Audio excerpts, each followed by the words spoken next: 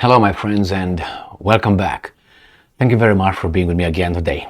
I think 2 days ago I made a video with this guy that I will feature in this article, and this is an intellectual and academic. That's how he was introduced, academic, and he is a moralist as well. That means he moralizes others, in this case China, because he's the US ambassador to China. So he tells China what they're not doing okay and how they should behave, because somehow he has the authority and the knowledge, being an academic. Here it is, the guy again. Maybe you recognize his face. He's the guy who was, he went, I think, in the Netherlands. He did something in France as well. This guy right here. All right, Nicholas Burns. All right, so this is the former ambassador to NATO, okay? But I think this guy is to be the US ambassador to China, this guy right here. So this guy says that, probably that's what he says, I didn't read the article yet, says US concerned by China's punitive actions towards American firms. Oh my God.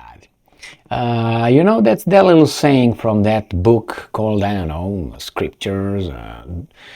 Don't do unto others what you don't like to be done unto you, or something like this. I don't know, I'm paraphrasing. I'm not fluent in that language. So, this guy is not following that kind of moralizing precepts. By Michael Martina and David Bronstrom. U.S. ambassador to China. Yeah, so he is the U.S. ambassador to China.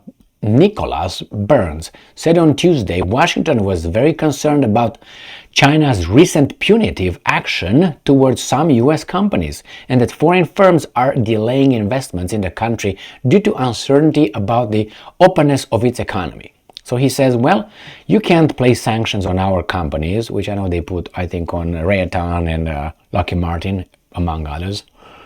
And you can't do that, because if you do that, you're going to hurt yourself, because companies, foreign firms, will not invest in your country, because you are not, a country that you're open.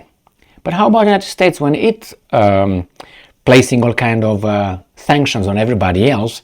Is it a country that is open and all that?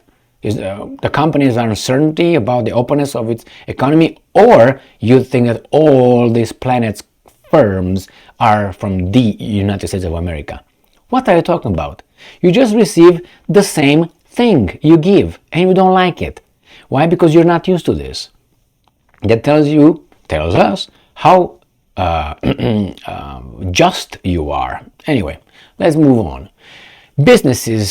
Groups have warned about the rise in China's use of exit bans, heightened scrutiny towards due diligence firms, and the vague wording of China's new counter-espionage law, which bans the transfer of any information related to national security and broadens the definition of spying. Well, I think that's their country. You don't like it, don't come over. Burns and he's concerned, right? Yeah. Burns, speaking by video link with whatever think tank in Washington, Stimson Center, said the legislation could imperil academic researchers, professors, and journalists, and make illegal mundane activities and due diligence needed before companies can make rational business decisions. And the Chinese are like, wow, we didn't know that. Hey, you're so smart, man. Burns, thank you very much. Oh, thank you for educating us. And I'm quoting, if you put that together with some of the punitive actions that the government here in Beijing has taken against several American companies recently, and those are from the military-industrial complex, I must add, we're very concerned about this. Well, good luck. What are you going to do about it? End quote. Burns said, adding, and I'm quoting again, we intend to have a full discussion with the government here about it. Well, you know what's going to happen? They will not talk to you. You intend, but they will not intend. That's what I foresee happening. And I'm quoting again this weasel. We think American businesses here ought to be free of intimidation from the government. Do you hear this? And they shouldn't be targeted mainly because there are political differences and competitive differences in the US-China relationship. Burns say. Now, I think this guy must have gone to a school where they teach this kind of weaselship. Really. I couldn't really I couldn't come up with this bullshit. But anyway, that's why he's so intelligent, and he's the US ambassador to China, I guess. U.S. corporate due diligence firm Minsk Group said in late March authorities has raided its Beijing office and detained 5 local staff. Didn't you guys arrest some so-called police, China police department or something like this in New York lately? And I think Canada did the same thing. And the guys denied. How about that one? And about how do you call it here? They went and they raided. I know some other companies that were raided in Canada and the United States. Can you think of some? And they have a warrant. They had a warrant, my man. And one of them was a place called Mar-a-Lago. Anyway, and he was the former president. But hey, you know, if you have due diligence, then you do it. China's foreign ministry said at the time Minsk was suspected of engaging in unlawful business operations. Police visited Bain and Company office in Shanghai and questioned staff, and U.S. management consultancy said last week. China has also said it will conduct a cybersecurity review of products sold in the country by U.S.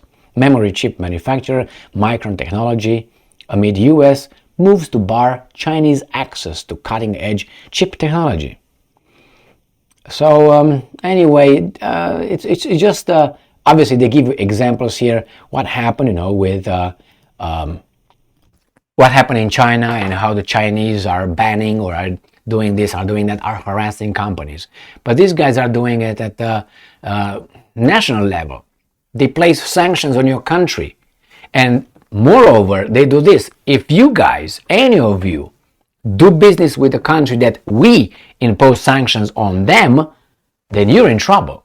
So I think this is a kind of a economic terrorism, because you're gonna get that country to be starving. That we have to make that country change its behavior, because you're the moralist. Anybody appointed you? No, it's not about being appointed. It's about, I have this bigger, I'm going to dictate. So that's why, you know, this guy receives back a fraction of what this country has done to many countries for good reasons, because we're moral, they're not. That's the only reason, okay? I can give you an example. Venezuela. Well, Venezuela decided to nationalize its resources, and they didn't want to pay. Oh my God, that's bad. I'm pretty sure they would have been able to pay back after a while, but they didn't. So then these guys here said, no, we're going to impose sanctions on you, and only our company called Chevron can do business with you. How much we want you to sell. You can't sell how much you want. And you do business with other countries, but hey, they're sanctioned. Those countries are sanctioned. And if they do business with you, we're going to take care of them. And some people say, oh my God, I'm not going to do business with those guys. Is that how it works? Exactly. I don't remember that being in the United Nations Charter or something. Is that something like this? If I don't like you or I have a problem with you, I just, you know. But hey, if I do it, anybody else can do it to me too. No, because I'm the good person. Everything goes to this BS. Yes, the United States used to be by far the best country in the world. But right now, it seems like power shows who you really are. And how should I put it? Unchecked power allows you to be a tyrant or, be what you are. We all have a little bit of, or more, tyranny inside of us. But the problem is there are laws, there are law enforcement. Who enforce the laws? Because if all countries have laws. Are they enforced? If they're not, you have it as you have it. But if they're enforced, but should be enforced across the board, not only among us. And they over there do what they do, hanky-panky. Well, that's the way life is, I guess. Can we change it? Well, we can try. That's why we're here, among others. Thank you very much for being with me again today. Stay strong, stay smart, look for the truth, and be just.